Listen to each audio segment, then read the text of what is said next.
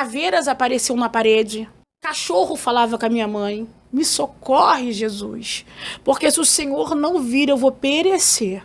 E eu sentia aquela presença sentada do meu lado. A cabeça passava da laje. Não via a cabeça. Só a roupa que encheu toda a minha sala. Veja só que testemunho impactante. Mas antes de começarmos, já aproveita e deixa o seu like, compartilha para abençoar outras vidas, se inscreve no nosso canal e, se puder, torne-se membro para apoiar esse trabalho. Na descrição aqui do vídeo eu vou deixar o link do episódio completo, então assista esse corte comigo e depois assista o episódio completo. Vamos ver o vídeo. Qual foi a parte da sua vida que foi necessário recomeçar? Quando eu descobri que meu pai não era meu pai biológico. Eita. Que foi no meio de uma discussão, aí uma tia falou assim, você nem é filha dele? Eu estava com 7 anos. Falei, como não? Eu sou filha dele. Eu sou filha dele, sim. E aí ela, naquele momento de raiva, ela disse que não. Aí depois a minha mãe foi, sentou comigo e conversou. Porque minha mãe, quando ela tinha 15 anos, o nome da minha mãe era Luísa. Ela foi estuprada, né? E aí eu nasci. E 1 ano depois do meu nascimento, minha mãe conheceu uma pessoa maravilhosa chamada Roberto, e ele me registrou como meu pai biológico. E ele sempre cuidou de mim como pai biológico, até esse dia. Então, ali foi muito difícil, porque tudo que eu conhecia como identidade familiar não existia mais. Eu tinha aquele pai que para mim era pai, mas eu nunca conheci meu pai. Eu não conheço meu pai, não sei sobrenome, não sei nada. Eu sou muito grata ao Senhor. A minha mãe, ela tinha uma sentença pela medicina que ela não viveria nem aos 20 anos. Ela viveu 63. Eita. Ela não podia ter nenhum filho, ela teve 5. Né? E aí, quando ela era adolescente, ela sofreu essa agressão, né, sexual por 3 homens. Foi dada como morta. Ela depois foi achada, resgatada. Ela tinha flashes de um homem muito velho, com o cabelo todo branco e que cuidava dela. Ela lembrava disso. E quando ela voltou para casa, passado alguns dias, aí a minha avó descobriu que ela estava grávida dessa agressão sexual e a minha avó colocou ela para fora de casa. Deus. Deu uma coça nela, colocou ela para fora. Nisso, o casamento dos meus avós se rompeu ali, porque meu avô não concordou. Minha mãe passou toda a minha gestação trabalhando numa obra como auxiliar de pedreiro do meu avô, dormindo em rede. Quando ela começou a sentir contrações para eu nascer, a vizinha, que se chamava Dona Jane, pediu o meu tio, Roberto, para liberar um dinheiro para minha mãe poder ir para a maternidade. Aí ele falou assim, lugar de égua paria no pasto. Isso feriu minha mãe terrivelmente. Né? Então, por esse motivo, eu nasci em casa. Então, pode-se dizer um milagre, porque ela era cardíaca, mas ela não tinha a totalidade do conhecimento da dificuldade dela. Eu nasci, tanto que das 5, eu fui a única de parto normal. E o mais incrível disso, eu acho que a gente viveu um recomeço pelo fato da minha mãe nunca olhar para mim e me fazer sentir que eu era o resultado da dor.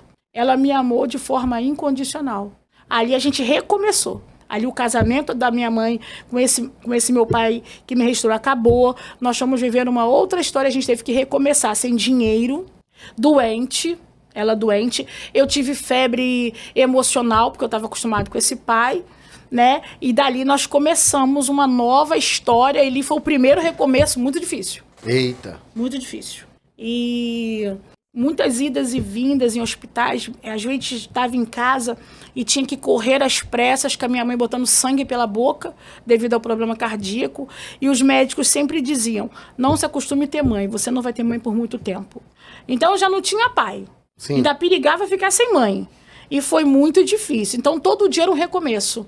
Todo dia que ela botava muito sangue pela boca, que meu avô corria com ela para o hospital, e a gente tinha aquela coisa na cabeça, não se acostuma, não tem muito tempo. Então a gente ficava assim, será que ela volta? Será que ela volta? Então quando ela voltava, todo dia era um recomeço. E minha mãe, do candomblé, né, foi feita devido a essas dificuldades de saúde, e nós vivemos esse contexto aí de candomblé com a minha mãe até o dia que Jesus entrou na nossa casa, e é uma outra história que lá na frente eu conto. Eita! Então essa palavra recomeçar, ela tem tudo a ver com a sua história, né? Todo sentido. Todo sentido. Se tem uma pessoa que sabe recomeçar, é a família Oliveira. Eita, Jesus. Porque a gente recomeçou muitas vezes. Hoje a gente olha para trás, minhas irmãs e eu, e nós falamos que nós somos ricas.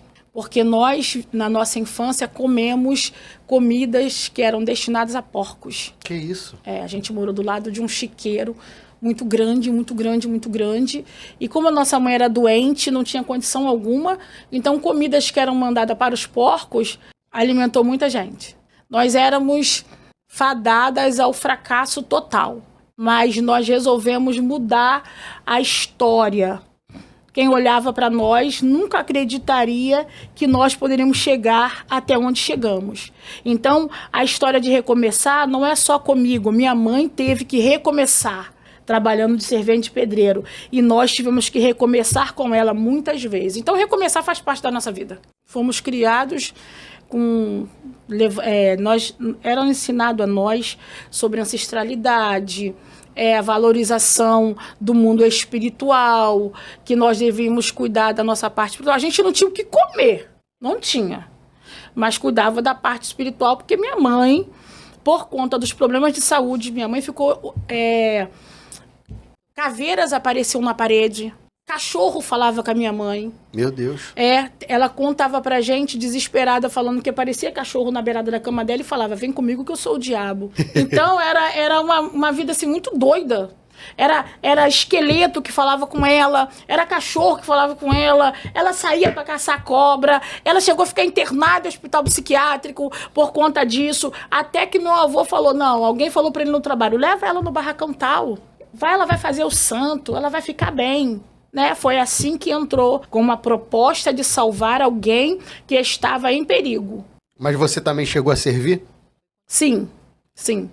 Bastante, eu gostava muito. Não foi só sua mãe, então você seguiu os passos dela? Não, segui sim, inclusive falava que eu ia herdar. Seguia muito, eu gostava muito, muito. Houve uma época da nossa vida que eu não tinha amigo, gente. Minha mãe dava consulta, minha mãe era pintada, catulada, malembada. Teve todos esses trâmites. Teve alguma coisa nesse período que te marcou, que você traz pra vida até hoje? O que me marcou foi o fato de alimentar alguém que acabava com o meu casamento. Meu Deus. Porque meu marido, ele bebia muito. Então, tudo que eu fazia era em prol de ter um casamento. Eu não queria que ele bebesse. E depois, quando ele falou pra mim assim, eu não sei o que acontece comigo, eu saio de casa sem pensar nisso e quando vejo já tô com um copo na mão. Eu achei estranho. E um dia eu estava fazendo uma comida, quando ele chegou na porta, ele disse, posso entrar? Aí eu falei assim, o meu marido pode, você que veio com ele não. Eita. Na mesma hora, o efeito da cachaça passou. E aí eu fiz um trato com o diabo, né? Eu falei, você tem 7 dias para você mudar essa situação, porque se você não mudar, eu vou ser crente e muito crente. E aí foram passando os dias e no 7º eu falei, não, minha palavra é uma só. Meu avô disse que tudo que a gente tem é a palavra. Eu falei que se desse 7 dias ele não fosse resolver, que eu ia ser crente, então eu fui pro culto. Sério? Fui pro culto e aceitei Jesus. E tô até hoje. Que coisa linda. A glória de Deus. Eita, então Jesus. Foram muitos recomeços, né? Mas minha mãe dava consulta em casa. Era uma luta. Aí, a minha tia, que era cristã, ela ficou doente. Deus havia dito a ela assim, você vai passar pelo vale da sombra da morte. Falou pra você? Falou pra minha tia. Mas eu vou trabalhar em 3 pessoas da tua família, da tua parentela. E aí, minha tia teve câncer na garganta. Chegamos no hospital... E o médico falou assim, nesse trabalho todo de vai, volta, falei, não tem como fazer quimioterapia, radioterapia, não tem mais o que fazer. Minha tia não falava, minha tia ficou com 37 quilos, sem cabelo. Aí mandou todo mundo da família aí se reunir, todos, pai, mãe, ex-marido, atual esposa, filho, todo mundo. A gente estava tudo lá nos servidores do Estado, para despedir da minha tia, né? E ela havia me proibido, não faça nada. Se morrer, morro com Cristo. Então, eu tinha que colocar o ouvido na boca dela, porque ela não falava, ela não podia beber água, eu molhava a boca dela com algodão no servidor, fiquei de acompanhante. E aí, ela falando, Deus falou que eu ia passar pelo vale, isso aqui Deus falou que ia acontecer comigo. Eu proíbo vocês de fazer qualquer coisa, porque eu falava assim, tia, deixa eu trazer uma pipoca, passar no seu corpo, fazer um sacudimento, né? Deixa eu fazer, ela disse, vocês estão proibidos. Se morrer, morro com Cristo. Aí no último dia que os médicos chegaram e falaram que daquele dia ela não ia passar. O nome dela é Eunícia. Aí mandou comprar o caixão, que ela não ia passar daquele dia. Ela estava muito ruim. Aí tem aquelas servas de Deus que fazem visita aos domingos. Daquelas que são desprendidas, daquelas que não tem mais. Porque agora todo mundo quer ser capelão, mas ninguém quer ir, né? Aí, inclusive, essa mulher é de Xerém, né? Ela chegou... Posso fazer uma visita, uma oração? Falamos, pode, que todo mundo vai despedir. Deus tomou a boca daquela mulher em profecia. E aquela mulher falou, serva, hoje eu te levanto dessa cama. Aleluia. Eu falei, como é isso? Né? O médico disse que morre hoje. E ela rodava em volta daquele cubículo e dizia, eu estou tocando. Quando nós saímos do hospital, minha mãe falou, Paula, vamos ser crente? Vamos ser crente. Eu falei, mãe, você tá doida? Sério? Como você vai largar tudo? Não tem como você largar tudo, mãe, pelo amor de Deus. Para com essa loucura. Ela disse, vamos ser crente. Vamos ser, acabou. E minha mãe criou os irmãos mais novos e, embora ela fosse mãe de santo, o meu tio era pastor. Eita. O filho dela era pastor. E quando minha avó faleceu, porque no final da vida, quem cuidou dessa avó? Para que casa essa avó foi? O que mais feriu a minha mãe nessa história do estupro não foi a coça, não foi ser colocada para fora. O que mais feriu é que quando eu nasci, minha avó me deu um pá de ferradura. É isso que doía na minha mãe. Mas o dia que a minha avó aceitou Jesus, você vê que quando o evangelho entra, Eita. Evangelho que não te muda é qualquer coisa, menos evangelho.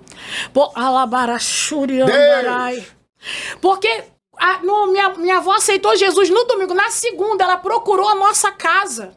Ela não conhecia a gente. 8 anos depois desse fato dela botar minha mãe pra fora, ela aceitou Jesus. E a primeira coisa que ela fez foi procurar minha mãe e pedir perdão. Ali eu conheci minha avó. E aí, todos os aniversários da minha mãe, a gente passou a comemorar na casa da minha avó. A minha mãe perdoou. Aleluia. Sem sombra. Minha mãe perdoou. Mesmo continuando no candomblé, ela perdoou. Ela cuidava da minha avó. A minha avó ficava na nossa casa. Era muito bom ter a minha avó em casa. Ter vó, né? Ter vó é muito bom. Então, foram muitos recomeços. Recomeçar conhecendo uma avó que te deu um pá de ferradura. Recomeçar conhecendo o teu tio que não deu dinheiro pra tua mãe ganhar você no hospital. Começar numa fé diferente, né? Que eu falava assim, como é que vai ser agora? Né? Que eu aceitei Jesus com a geladeira cheia de cerveja. Né? Eu falei, porque eu bebia, né? Aí eu falei assim, e agora? Será que ele escreve o nosso nome no livro da vida por início do alfabeto, que aí se for, já tô no livro, que eu sou com A. Agora, se for por ordem de aceitar Jesus, eu fui 5ª. Não sei se a mão dele é tão ágil, né? Da minha casa até a igreja, não sei se daria tempo dele escrever meu nome para eu chegar em casa e beber sem ser pecado. Aí eu falei, pelo sim, pelo não, eu vou jogar essa cerveja tudo fora, porque vai que ele já escreveu meu nome no livro da vida. Se eu beber é pecado. Sim. E vai que ele não escreveu. E se eu beber? Aí eu falei, pelo sim, pelo não vou beber. Então, a partir daquele dia, nunca mais eu bebi. Nunca mais eu bebi nada alcoólico. Eu aceitei Jesus, eu recebi recados que eu ia voltar com um pinico na cabeça. Isso quer dizer que você vai ficar louca. As intimidações. E aí, você tem uma outra realidade. Minha família vinha de tradição, CDs gravados. Então, todo mundo tinha um conhecimentozinho. Eu falei, mas será que eu vou conseguir ficar na igreja sem ninguém? Né? Porque é difícil você chegar lá no barracão, todo mundo fazia festa. E depois você chegar na igreja e você falar, aqui eu vou ser mais uma, né? É o ego, né? O ego falando. E aí, Jesus, ele começou a trabalhar, porque eu sempre falo, o que Deus faz em nós é muito maior do que ele faz através de nós. Porque só nós sabemos o nível de pensamento, o nível de mente, de caráter que a gente tem dentro de nós. Então Deus nunca começa trabalhando por aquilo que todo mundo vê. Sim. Deus sempre começa trabalhando por aquilo que ele vê. Eita. Então ele sempre começa de dentro para fora, porque as coisas só mudam fora quando mudam dentro. Eita. Nada muda aqui fora se não mudar aqui dentro. Metanoia. Então, metanoia. Aí eu aceitei Jesus e cheguei no meu curso e falei, ninguém me chama pra beber que agora eu sou crente. Eu virei piada, eu virei um meme fora da internet. Por quê? Porque todo mundo sabia que eu bebia, eu era da doideira, tudo mais, né? E mudar assim, radical, né? Na sexta eu tava no culto, no domingo eu aceitei Jesus. Na segunda eu falei, não, ninguém me chama pra beber que agora eu sou crente. Quando eu liguei pro meu pai, eu falei, pai, eu sou crente. Ele falou assim, quanto você pagou, pastor, para ele deixar você ser da igreja dele? Falei, nossa. E a minha amiga falou, nossa, Deus salvou o mundo quando te salvou, hein? Eu falei, eu nem era tão perdida assim, hein? Então, foram tantos recomeços, né? Esse meu marido que bebia muito, nós tivemos os nossos filhos que são uma bênção, tem um casal de filhos adultos, sou avó de 4 netas, graças a Deus. E meu terceiro filho com esse marido, ele morreu no ventre. E eu ainda era do candomblé nesse tempo. Filho? Perdi 3. Eita. No candomblé nesse tempo. Então, eu estava deitada, meu esposo trabalhava de escala à noite, e aí eu senti um apertão na minha barriga. Eu estava do lado dos meus 2 filhos mais velhos, e eu senti um apertão. E depois, quando passou aquilo tudo, foi muito difícil, porque eu fui para o hospital na 4ª noite. De 4ª a sábado, quando eu tive alta, eu tinha perdido 21,5 quilos. Eu só tinha água no corpo. E o neném não nascia, e era uma coisa doida. Até que uma enfermeira crente perguntou pra mim, eu posso orar a sua barriga? Meu filho, você é macumbeira, mas tá no sufoco? O que vier, o que vier, a mídia dele não manda sair fora. Chama até Jesus, né? Eu chamo Jesus. Eu falei, irmão, o que tu quiser, você viria até irmã. Irmão, o que tu quiser. Ela botou a mão na minha e começou a orar. E depois, minha mãe incorporada, a entidade falou assim, eu vi que você ia morrer, então eu apertei a tua barriga. A entidade. Aí eu fiquei assim, pensativa, eu não conhecia Jesus, né? Eu fiquei pensativa. O bebê nasceu com anencefalia, né? É uma ausência de cérebro. Agora ele não tinha cérebro. Como que ele estava vivo? Ele nasceu igualzinho um baby da família dinossauro. Ele era um baby. Ele não parecia, ele era igual. E quando eu passei aquela gestação toda, que foi uma loucura, foi terrível, eu ganhei um quadro da família dinossauro. Eu botei de frente à minha cama. Em cima do ombro do Dino tinha um baby, ele com a frigideira na mão, dizia, não é a mamãe. Lembra desse desenho da família dinossauro? O meu filho nasceu igualzinho um baby. Meu Deus. As universidades queriam que eu vendesse para eles estudarem. Eu falei, não vou vender não. Depois dessas situações todas, não tinha como eu ir para outro lugar. Eu tinha que ter um encontro com Jesus. Eu tinha que estar com Jesus. Então, minha mãe aceitou Jesus. Ela foi consagrada pastora na Assembleia de Deus. Eita! Né? Uma bênção. Eu aceitei Jesus. E minha irmã Cristiane também aceitou Jesus. Então, aquela profecia que Deus tinha falado com a minha tia, você vai passar no vale da sombra da morte, eu vou passar com você, mas eu vou pegar 3 da tua parentela. Então, era necessário ela passar aquele vale pra gente ver o que Deus fez na vida dela, pra gente decidir. E depois, a minha tia tá tendo que fazer dieta agora, né? Ela tava com 37, tava super dessa finura, mas depois que Jesus entrou e restaurou, tá até gordinha. Vai ter que fazer dieta. Cabelo, 3 cabeças de cabelo, pra quem tava careca.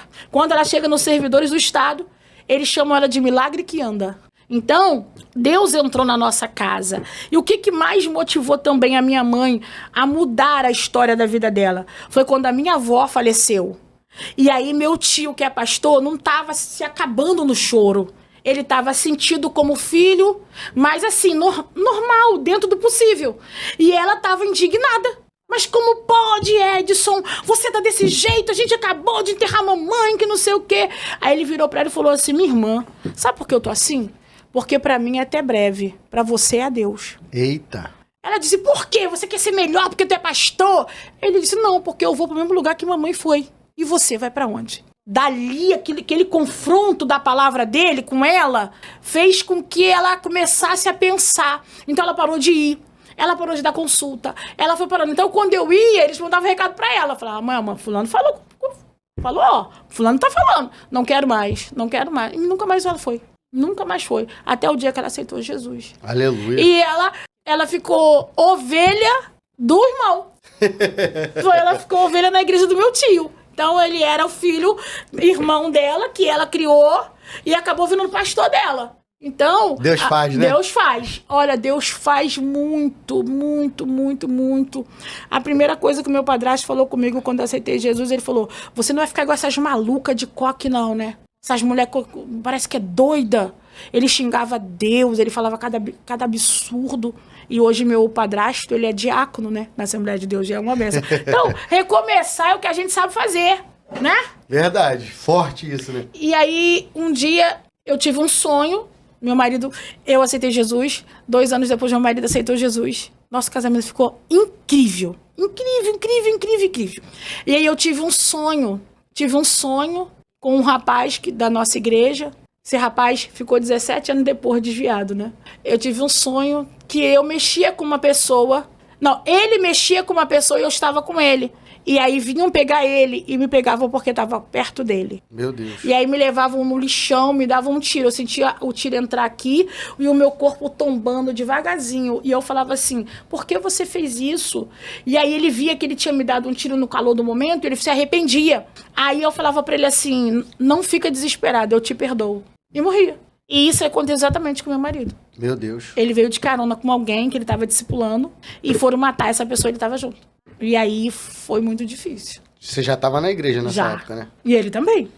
Eita. Ele também. Foi um momento de perca, né? Ali, todo mundo tinha como certo. Agora ela para. Agora desvia. Agora ela volta. Eles estavam contando com isso. Mas só que eles não sabiam que a gente tem a arte de recomeçar. Eita. Né? Aí eu falei, tá bom, agora é recomeçar com meus 2 filhos sem marido. Mas eu falei, Jesus, o Senhor não largo, não. Quanto mais eles falavam, agora ela volta. Ela tá chateada com esse Deus. Eu digo, não volto. Porque eu falava assim, eu não consigo viver sem você. Eu falava pro meu marido, né? E aí um dia ele falou pra mim, você não consegue viver sem Deus. Sem mim você consegue. Ele ainda falou pra mim, sem mim você recomeça, sem mim você casa de novo. Aleluia. Eu falei, que isso, profeta, casei mesmo. Casei de novo com uma pessoa incrível e maravilhosa. E nós tivemos 2 filhos e os 2 estão mortos. Desse casamento atual. Que isso? Os 2, eles morreram faltando 1 semana pra cesárea. Tudo pronto. Tudo pronto. Quarto pronto, enxoval pronto, tudo pronto. E aí, precisa ser revelado a nós quem somos nós quando Deus diz não. Na dor, né? Quem é você? Quem é você? Porque o não de Deus não é um não de negativo, não é um não de preservação. Tudo que Deus nos disse não tem um porquê. E a gente não foi programado para ouvir não. A gente foi programado para ouvir sim. A gente quer sim para tudo. Verdade. Então, quando Deus chega para você e fala, não, Paulo, não tem demônio na tua história. Eu que não deixei você ficar. E aí você fala, vamos recomeçar. E aí, 3 anos depois, tudo igual. Aí você fala, vamos recomeçar. E você sabe por que a gente sempre está pronto a recomeçar? Porque a gente sabe quem é a base do nosso recomeço. Jesus é a base de todo o recomeço. Sim. Porque o recomeço é mais difícil do que o começo. E ao mesmo tempo é mais fácil. Porque quando você recomeça, você sabe o que não deu certo. Então você não repete o padrão. Então recomeçar vai exigir de você uma vigilância maior. Porque começar, você começa de qualquer jeito. Agora recomeçar não pode ser de qualquer jeito. Que isso? Recomeçar só dá certo se for da forma certa. Então, aquilo que estava dando errado, você não pode trazer para o recomeço. Porque senão não é recomeço, é viver a mesma história. E figurinha repetida não completa álbum. Então a gente precisa entender que para recomeçar tem uma etapa. Você precisa sentar e parar e falar por que não deu certo dessa vez ao ponto de eu ter que recomeçar. Né? Todo mundo fala maravilha. Ai, a glória da segunda casa. A glória da segunda casa é maravilhosa. Mas só teve glória de segunda porque a primeira não deu certo. Não por causa da glória, por causa do povo que recebeu a glória. Então, recomeçar exigirá de nós uma observação para que a gente não recomece com base errada. Porque senão vai dar errado de novo. Então a gente começa analisando o que deu errado aqui. Por que eu estou tendo que recomeçar aqui? Porque aqui teve alguma coisa que não deu certo, a ponto de eu ter que recomeçar. Então o que não deu certo aqui? Vou fazer de novo, vou fazer da maneira certa. Então se tiver que desconstruir para construir de novo e direito, é melhor. Porque eu falo às vezes quando eu estou pregando sobre Noemi, que o maior avanço é um retrocesso. Eita. O maior avanço é você reconhecer que quem não sabe onde quer chegar, qualquer direção serve. Agora, quem sabe aonde tem que chegar, precisa saber que rua vai ter que pegar, que ônibus vai ter que pegar, passar o endereço pro Uber. Por quê? Porque eu sei onde eu quero chegar. Não é qualquer direção. Eu venho para Nova Iguaçu e eu vou pegar um ônibus para Madureira? Não tem como, Não né? tem como. Então eu sei aonde eu tenho que chegar. E eu preciso entender como eu tenho que chegar aonde eu preciso chegar. Então o recomeço é isso. Recomeço não é uma coisa bonita só de se falar. É uma coisa que dá trabalho em construir. Eita. Dá trabalho construir. Dá trabalho. Eu tinha um trabalho de oração no meio da minha família. E aí eu estava muito sentida por causa da cesárea. Tudo sentido. Aí eu falei, quer saber? Eu vou à feira. Adoro uma feira. Vou à feira. Tô na feira. Se apresentou um homem enorme do meu lado. E ele disse assim, quem te deu ordem? Quem te deu ordem de sair do meu altar? Porque eu falei assim, Senhor, em oração, eu vou dar um tempo de servir ceia, eu vou dar um tempo de orar no meio da minha família e vou dar um tempo de pregar, porque eu tô muito mexida, né?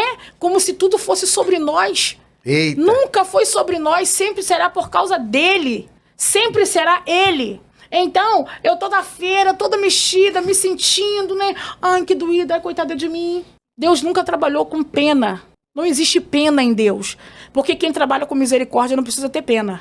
Deus trabalha com misericórdia, não pena. E esse espírito de autocomiseração, ai, coitada de mim, eu tô sofrendo muito, ai, coitada, eu não consigo. Isso aí não funciona pra nós. Porque ou você acredita no que tá escrito na palavra, né? Porque tudo vai passar, menos a palavra, né? Eu conversei com o Léo outro dia sobre o Efatá. O Efatá não é algo que foi só em Marcos, capítulo 7. Porque se tem uma coisa que não vai passar é a palavra. E principalmente por intermédio de quem veio a palavra. Sim. Então, eu falei pra ele, bota essa frase na tua pregação, que o meu tudo em meu dia seja desbloqueado em todos os níveis. Isso é Efatá. Abra-se. Desbloqueia. Eita. Então, se tem alguma coisa na tua vida bloqueada, sentimental, espiritual, emocional, financeira, você precisa gritar o Efatá. Mas você não vai gritar Efatá porque você é trino. Às vezes o teu lado natural tá indo muito bem, mas o espiritual não tá. Às vezes o espiritual tá indo muito bem, mas o sentimental não tá. Então você precisa viver o equilíbrio. Então o Efatá é isso, que o Senhor desbloqueie tudo no meu dia. Em todos os níveis. Que isso é forte demais. Efatá, abra-se, desbloqueia. Então a gente começou a entender isso. A entender isso e colocar isso no nosso dia a dia. Aquele homem apareceu e falou, quem te deu ordem? Eu falei, meu Deus, quase morri. Quem te deu ordem de parar de servir a minha ceia? Quem te deu ordem de parar de orar no meio dos seus? Quem te deu ordem de parar de pregar a minha palavra? Então, aquele homem olhou pra mim e falou, por acaso eu não sou o Senhor, que se eu quero, eu te dou mais do que eu que levei? Jesus. Então, aquele homem sumiu na minha frente. Aquele homem virou uma fumaça. Ele sumiu literalmente. Ele não saiu andando. Ele sumiu. E eu fiquei olhando pro lado pra ver se todo mundo tava vendo o que eu tava vendo. Porque eu tava no meio da feira. Tinha muita gente. Então, ali eu entendi. Eu entendi que no meio do meu processo de dor, recomeçar era necessário. Mesmo com os pontos da cesárea ainda, recomeçar é necessário. Por quê? Porque se eu parasse, eu ia parar de vez. E é uma escolha. Existem o maior poder, que é o de Deus, e o segundo maior poder é nosso. É o da escolha. Eu escolho parar, ou eu escolho continuar. Eu escolho ter uma vida de santidade, ou eu escolho ter uma vida profana. O poder da escolha está comigo. Sim. Então eu escolhi recomeçar. Ali eu disse, Senhor, eu estou voltando a pregar, eu estou voltando a servir ceia, eu estou voltando a orar no meio dos meus. E hoje eu vejo muita gente da minha família restaurada, de pé, por conta desse trabalho que a gente faz de oração no meio dos nossos, porque não adianta ser uma bênção na casa dos outros, se você não for uma bênção na sua casa. Eita, vai pegar, hein? Né? Porque tem muita gente que é muito bênção fora da casa. É como o Davi, que vence um Golias fora da casa. Mas é alguém que está perdendo a família dentro da casa. E você falou de muro. O muro, ele bota um limite. Sim. Limite. E quando o Neemias, ele restaura o muro, ele vai entender uma coisa. Ele vai fazer a gente entender uma coisa. Porque numa mão tinha uma ferramenta e na outra tinha uma arma. Sim, a espada. Uma arma. Por quê? Eu edifico muros como limite, mas eu não perco quem está dentro do muro. Então, José é tão ramo frutífero, Gênesis fala, que ele vai por cima do muro. Quando você avança dentro do muro, Deus te faz atravessar para fora do muro. Então, recomeço é isso. É você entender que tão importante de não deixar o inimigo que está fora entrar, é não deixar o amigo que está dentro sair. Que isso? Então, a porta é isso. Entra quem Deus bota para entrar, mas não sai quem Deus não botou para sair. Eita! Então, a gente precisa estar atento nisso. Então, recomeçar é algo que a gente faz, né? Vai pro hospital com barrigão, chega lá, a doutora diz, eu sei que você veio com notícia de festa, mas o que eu tenho não é bom, vamos ter que fazer de urgência, tá morto aí dentro, né? E aquela frustração, porque você não receber a recompensa porque fez errado é uma coisa. Sim. Agora, você não receber a recompensa fazendo tudo certo é outra coisa. É pior, né? Nem todo dia, nem todos aplaudirão o nosso nível de obediência e entrega. Vão dizer que a gente é religioso, que a gente é fanático. Mas você sabe de onde Deus te tirou, eu sei de onde Deus me tirou. Então, alguma coisa que pro outro não tem como, meu amor, porque só sabe o valor quem gera. Sim. Se não gerou nada, tanto faz. Mas pra gente que gera, Pelo amor de Deus. Você sabe que tu passou para gerar um projeto, um sonho, uma promessa, um filho biológico, um filho do coração. Então você defende. Por quê? Porque você sabe o preço que você pagou enquanto gerava. Agora, quem nunca gerou nada? Porque quem gera na visão daquela mulher que perturbava Ana de Penina, gera para a terra. E tudo que a terra gera tem prazo de validade. Sim. Quem gera como Ana, gera para o eterno. Então, não é porque todo mundo está gerando que a gente vai gerar. Eita, O nosso ventre não é ventre de todo mundo. Deus preparou a gente para gerar nesse tempo. Deus nos guardou para este tempo.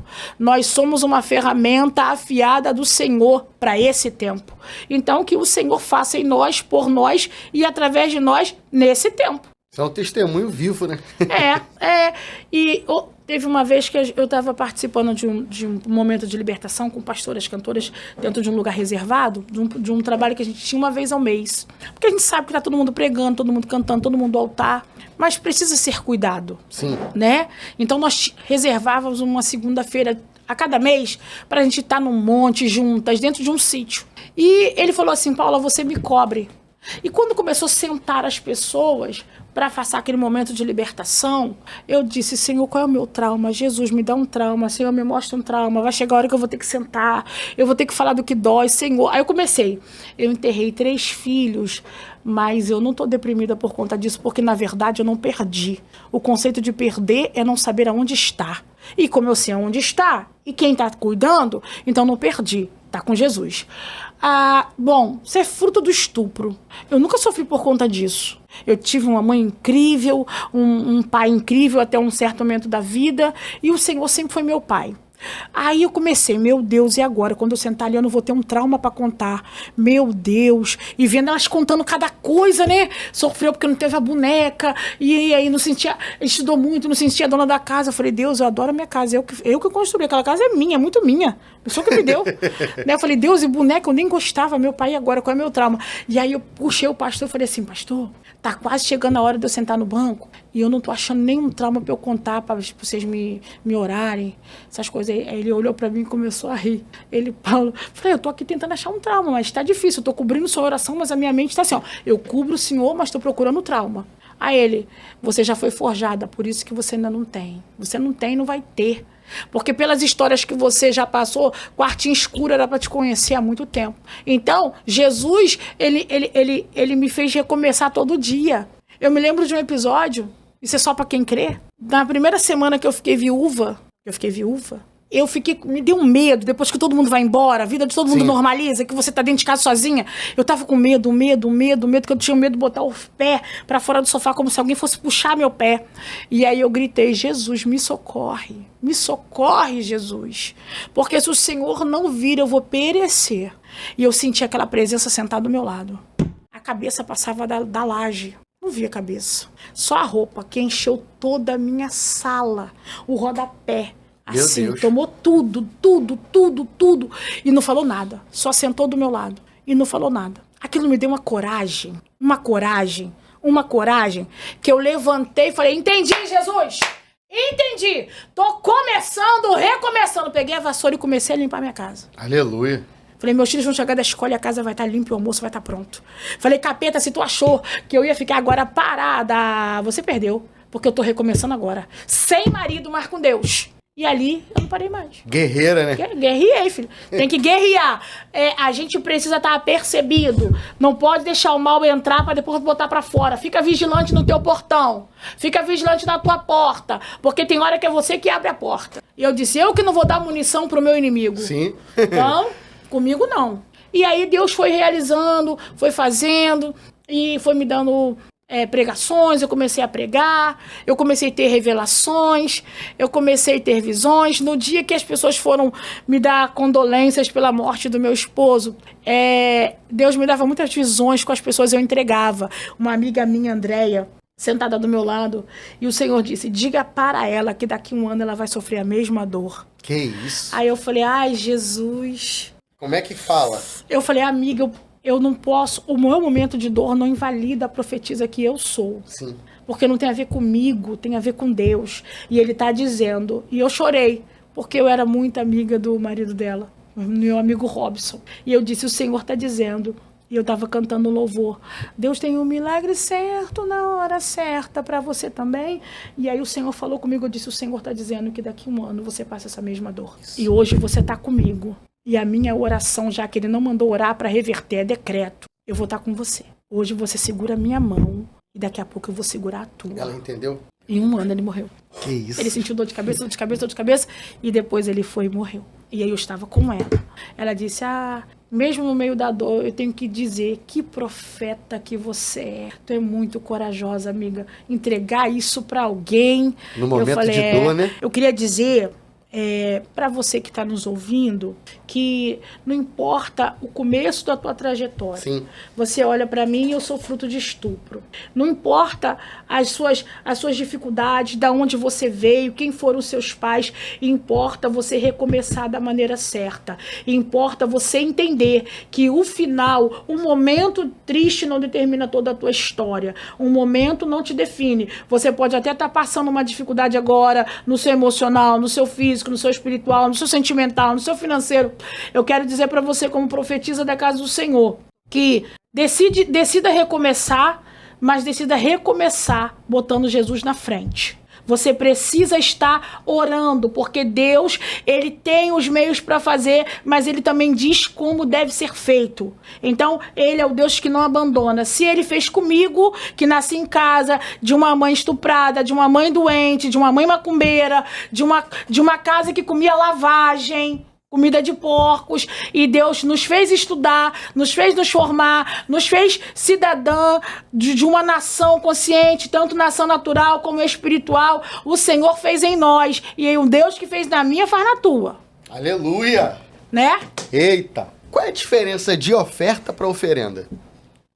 Oferta é algo que você coloca em cima. Oferta foi feita para ser colocada em altar. Eita! Né? Deus, ele sempre quis altares. Pode ser de pedra, de madeira, nunca no chão. E a oferenda, quando você vê na encruzilhada, no bambuzal, na cachoeira, na praia, no cemitério, sempre no chão. Porque a oferenda é sempre no chão. Cuidar do anjo da guarda, eles ensinam que é acima da sua cabeça. Mas toda oferenda é no chão. Agora, toda oferta é no alto. Eita! E o mistério da compra? Isso aí.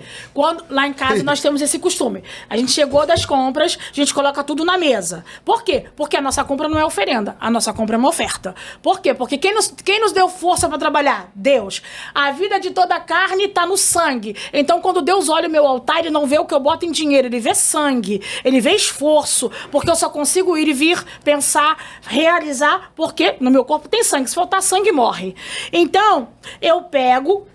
Oro todas as minhas compras. Senhor, obrigado, porque o Senhor me deu condição de entrar no mercado, de comprar. Falo para Deus, Senhor, eu sei que tem gente que não tem, mas eu sei que tu é provedor para tudo e para todos. Se faltar na casa de alguém e o Senhor quiser tirar do meu, o Senhor tem liberdade, porque o Senhor me dá sempre. Então, a minha compra é uma oferta, não é uma oferenda. Forte isso, hein? Demais. Depois que eu aprendi isso, nunca mais no chão. Nem bolsa do sacolão, nem bolsa de pão, nem bolsa de arroz, nada que entre em sacola na minha casa, que é fruto de oferta, porque tudo na nossa vida é uma oferta, sim, é colocada no chão.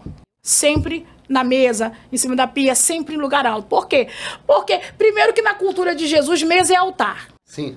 Então eu levo para o altar. Porque não tem nada que... O altar que recebe é o altar que devolve. Sim. Então o altar não deve nada para ninguém. O altar expõe. O altar não toma, né? O altar não toma. O altar devolve. O altar devolve. Que isso? Melhorado.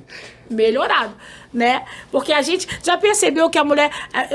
Você que é um pastor de igreja, você vai perceber que a mulher, ela fala assim... Ela nunca quer assim, Jesus, salva meu marido. Ela fala, Senhor, faz dele um pastor. Faz dele um presbítero, um levita. A gente está sempre associando o que a gente quer colocado no altar. Sim. A gente nunca quer fora do altar. Ah, Senhor, eu nunca vi nenhum irmão não falar, Senhor, faz do meu marido, salva ele, faz dele zelador. Não que desmereça. Sim, a nossa visão está no altar. Sempre no alto. É, no alto. Visão no de alto, águia. visão de águia. Porque se você for águia andar com galinha, tu não vai ter visão ampla. A águia tem que andar com águia. Né? A águia, ela ensina a gente a levar a nossa guerra para um ambiente que nos favorece. Ela não luta com a serpente no chão, Porque o chão favorece a serpente. Sim. Ela pega e leva pra altitude. Serpente não tem asa, então ela lá em cima, ela solta a serpente, bate e é esmagada. Então, por que o Senhor nos compara à águia? Ainda manda a gente olhar para o alto. Por quê? Olhar para o alto, porque aonde Cristo está sentado? No alto. Olhar para Cristo é olhar para o alto. Olhar para o alto é olhar para a possibilidade de um recomeço. Ninguém que recomeça como porco, olhando para baixo. Eita. Quem recomeça como águia, olhando para cima. Que isso? Isso é forte, hein, Paulo? Muito forte. Vamos Isso lá? é real. Vamos pra cima, então? Ô, Jesus, vamos para cima, meu pai. Macumba pega em cristão? Depende do cristão. Depende. O que é cristão? Cristão é um nome dado aos primeiros cristãos que estavam em Antioquia. Por quê? Porque eles se pareciam com Cristo. Sim. Mas se parecer com Cristo não é se vestir igual a Cristo. Eita. Se parecer com Cristo é no caráter. É no tratar o ser humano. Então, tem muita gente que é cristão, mas não é Cristo. Pequeno Cristo. Me parecer com ele por fora é o mais fácil. Difícil é me parecer com Cristo dentro. O que ama, o que é longânimo. Agora, tem cristão que é fofoqueiro. Sim. Não se parece com Cristo. Tem cristão que não ama. Não se parece com Cristo. Tem cristão que é pastor de porcos. Eita, gente. Sabe a diferença de pastor de ovelha para pastor de porcos? Quando você lê lá em Marcos 5, que fala de Gadara, o pastor de porco é aquele pastor que ele lamenta perdas de coisas. Ele olha o gadareno sentado e vestido de nu, para ele não quer dizer nada. O problema dele é que porco morreu. Sim.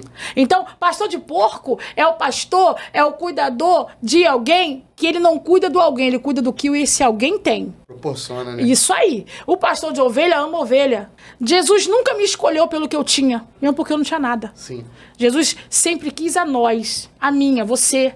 Ele nunca quis o seu carro, porque se for botar na balança, se dele a terra e tudo que nela há, tem tesouros escondidos que o homem ainda nem achou. Tudo é dele, né? E tudo é dele. Ele não precisa do meu carro. Agora, não é que ele precise de mim, é que ele conta comigo. É diferente. É diferente. Contar com você é uma coisa, né? Ele precisar de mim, ele não precisa, que para fazer o que eu faço, tem no mínimo metade de um anjo para fazer tudo de uma vez. Mas ele resolveu contar comigo. E isso, para mim, é o mais importante. Ele conta comigo, com as minhas limitações, com a minha pequena força, com o meu pequeno entendimento. Há um Deus que agora, nesse momento, está sentado na sala do trono, no trono dele, recebendo coroa nos pés, para você ver que ele é tão rei, que o símbolo máximo da realeza é a coroa. E coroa foi feita para botar onde? Na cabeça. Ele é tão rei que agora estão botando nos pés dele. E ele continua rei. Então, ele ama nós, a nossa vida. Mas tem gente que ama as nossas coisas. Desses, afasta-te. Afaste. Lugar que só quer o que você tem, não é Deus. Porque Deus não precisa do que eu tenho. Então, os pastores de porcos, eles amam coisas. Ele prefere coisas. Então, a gente precisa entender o lugar que você tá. Que tipo de pastor você tem? Então, o teu comportamento... Nesse mesmo texto, os demônios se prostram diante de Jesus e falam assim: vieste nos atormentar antes do tempo? Aí eu falei, o atormentador veio atormentar o tormento. Ele chamou Jesus de atormentador. Né? Eu falei, não, eu conheço Cidadela, Torre Forte, né? E aí ele se prostrou e adorou, e ele disse, não nos manda embora dessa geografia. E o que mais me espanta é Jesus falar, fica aí. Porque a autoridade de mandar embora ele tinha. Mas o comportamento do povo de Gadara alimentava aqueles demônios que estavam lá. Sim. Então não adianta eu bater no peito e falar, eu sou cristão, a culpa não pega em mim. Se você não andar dentro daquilo que Deus tem pra você direitinho, pega e pega muito. Que isso? E uma das coisas que o povo mais faz, uma recorrência é, às vezes você nem entende, alguém que aleatório te dá uma plantinha. E às vezes você nem sabe, tem terra de cemitério dentro. Eita, sério? É. Uma planta. Quem não gosta de ganhar uma plantinha? Verdade. Entendeu? Então tem coisas que você... aí você tá lá e... Tu acha que ele quer entrar na casa do zelador? Eles fazem trabalhos para esse tipo de entidade não atrapalhar a vida deles. Então, é dentro da nossa que ele quer entrar mesmo. Então, se você não andar correto na presença do Senhor, pega e pega muito. E essa planta que leva ali o pó do cemitério... Pode ser qualquer uma. Qualquer uma. É pra que isso? Destruição. Destruir, né? Morte. Porque muitos trabalhos são feitos no cemitério, né? Muitos trabalhos, muitas simpatias são feitas no cemitério. Sim. Sacudimentos que são feitos em cemitério.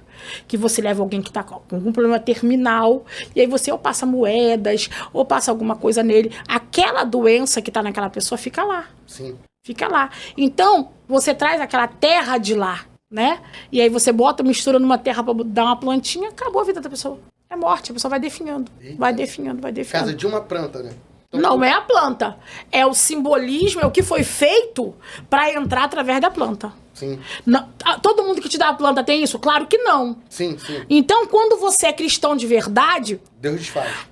não, Deus nem precisa. Nem precisa. Sabe por quê? Porque quando você tá ligado com Deus e você tem vida com Deus, Deus avisa você antes. Eita, ele revela. Ele revela. Sim. Ele revela. Ele diz, ó, Arrepiou, hein? botei um anjo no teu portão, só entra quem eu deixo. Sim. Ele fala, nosso Deus tem boca e fala, tem pés e se movimentam, tem mãos e apalpam, tem ouvidos e ouve. Ele vê o que eu não vejo, ele sabe o que eu não sei, ele ouve o que eu não ouço. Então, ele que sabe, ele é o governo sobre nós. Sim. Então, se você não entrar, não andar segundo a vontade de Deus, pega e mata. Meu pai. E mata. Agora, tem muitos casos. Eu vou contar um último. Eu sou dirigente de ciclo de oração. Estava eu colocando as fotos na mesa. E, de repente, o Senhor disse, não bota essa dentro de um envelope. Não bota esse envelope. E eu falei, mas Senhor, não bota e não ore. Eu disse, tudo bem. Tirei da mesa. Perguntei, quem trouxe esse envelope? Aí uma amiga disse, fui eu, amigo. Uma vizinha pediu para eu trazer. Eu falei assim, vem cá, no final. Deus falou para tirar. E para eu não orar. E aí eu fiquei a semana toda perguntando ao Senhor, por que, Senhor? Por que, Senhor? Por que o Senhor falou assim? Porque quem mandou, se fosse a esposa que tivesse mandado, eu deixaria você orar, mas quem mandou foi a amante. Eita. E Deus revela, hein? Eu peguei o envelope, dei na mão de quem trouxe e falei, leva pra ela e diz pra ela que aqui tem profeta. Aqui tem profeta. E aí entregou a foto, desviada. Era pra deixar lá na mesa. Aí a menina falou assim, a Paula disse que não vai ficar não, que é pra entregar você de volta. Então, Deus tem boca que fala. A gente ia orar por um casamento, sendo que não é casamento, é prostituição, é adultério. Eita. Que a amante mandou botar na mesa, achando que Deus é cego, que Deus é surdo, que Deus é mudo. Só que se a gente não vai pra lá ligada, vai pra mesa. E tu acaba orando e pagando preço, né? Entendeu? Aí você vai, você orou e fala, Jesus, não me deixa enganada. Jesus fala, tira da mesa. Então a gente tirou e mandou devolver. Você falou, se fosse a esposa, tu oraria, porque aí eu restauraria. Agora a amante, não. Isso foi lá. Isso foi tem pouco tempo.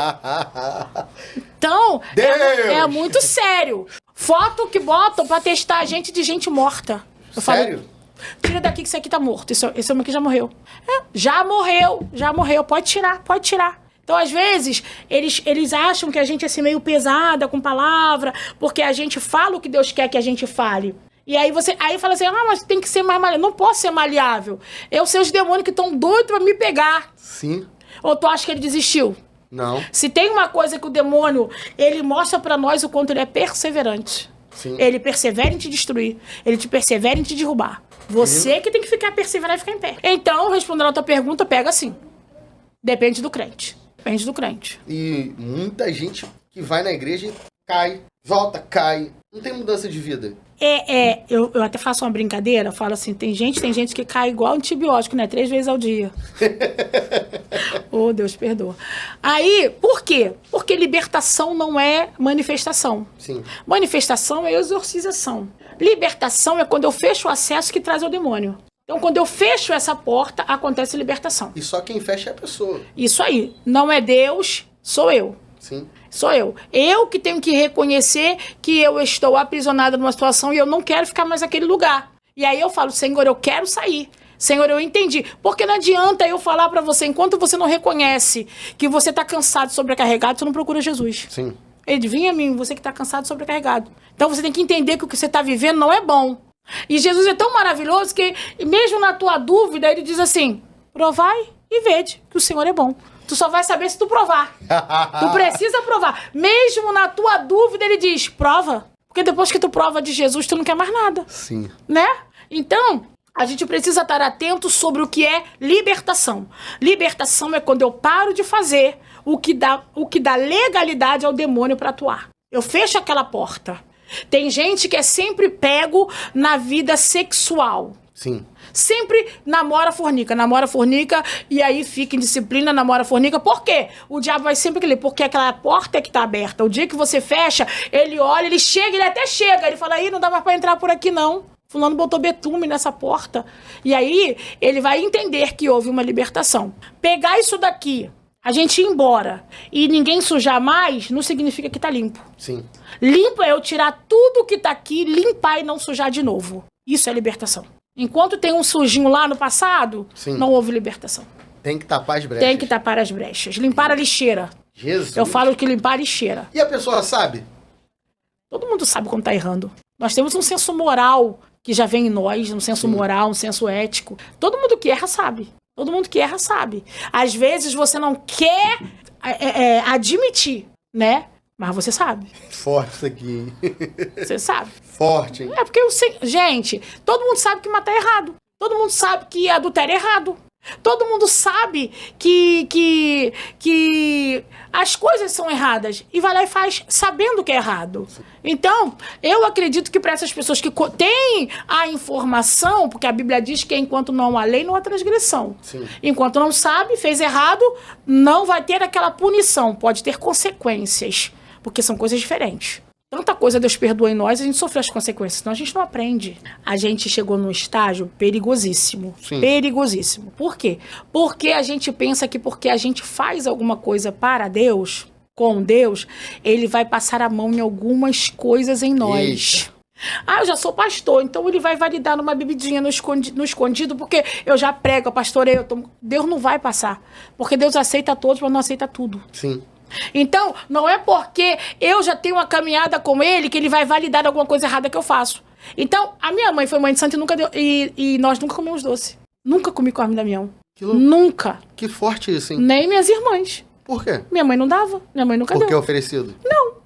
Porque o doce que você distribui, ele nem sempre é oferecido. Uhum. Sabia disso? Não. Você tira uma parte de cada doce. Uma parte. Você comprou 10 qualidades de doce. Abóbora, torrone, lá. Você tira um de cada. Um daqueles ali, um de cada. Ali você vai botar naquela oferenda. Sim.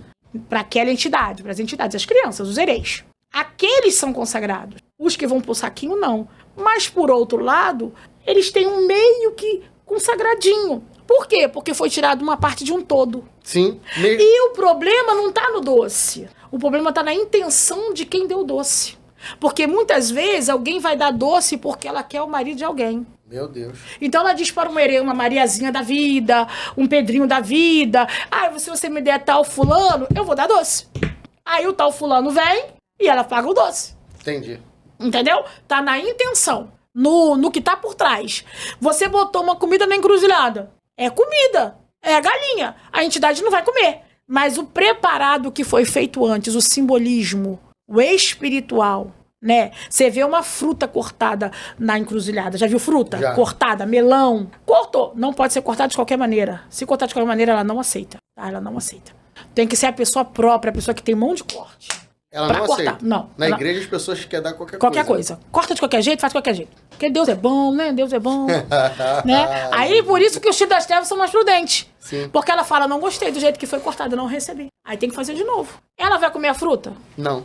Mas teve um pedido todinho por trás. Teve um trabalho espiritual todinho por trás. Então, é a intenção. A intenção. Porque a oração que eu faço, verbalizando, existem orações que a gente tem que verbalizar. São declarações para o mundo espiritual. Declarações, denúncias.